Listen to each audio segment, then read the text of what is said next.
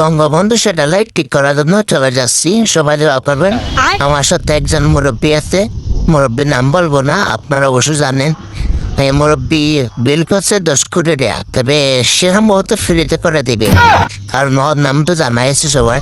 অঙ্গত এটা না, আজকে কাস্টমার এসে বললো ভাইয়া সিকিউরি গোল পার হয়েছি, নেটওয়ার্ক আইছি, এগুলো তো আমরা লাগাতে পারি। বললাম কেমনি?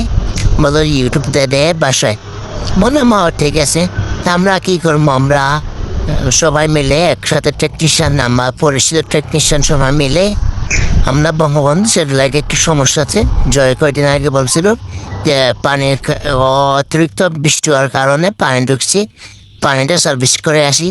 তবে এইটা এই স্যাটেলাইট যাওয়ার জন্য যে চাঁদে যাওয়া লাগবে, তো চাঁদে তো যে ভাড়া, এই ভাড়া শুধু যাবে, তবে আসল গাড়ি পাওয়া যায় না।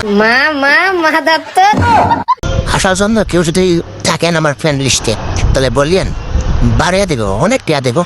যদি আপ ডাউন যদি রিজার্ভ নেওয়া যায় তাহলে ভালো, আর যদি এমনিতে যদি লোকাল হিসাবে যায় তো আপনারা খুশি, সমস্যা না, আমাকে নিয়ে যাবেন, আমাকে আর আমার মুরব্বী জানাচ্ছে। কাস্টমার আবার বলে ভাইয়া সিপুতে হেড দিলে এসে অনেকদিন চলে, 1 মাস 2 মাস চলে, এগুলো সে জানে, কে আমরা জানে? বললাম যে ইউটিউবে দেখি।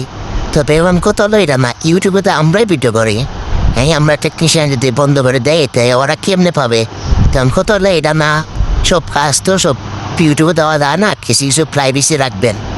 আর যাই হোক, ফানি কথা যদি হয় তবে লাস্ট থেকে যেটা বলছি এটা আপনার অবশ্যই অবগত করবেন, কারণ কিছু কিছু কাজ আছে বলা কাস্টমার দেখে দেওয়ার পর কাস্টমার বলে যায় একবারে ইজি। রঘুদত্তে যে সময় লাগে কাজ করতে তেমন সময় লাগে না।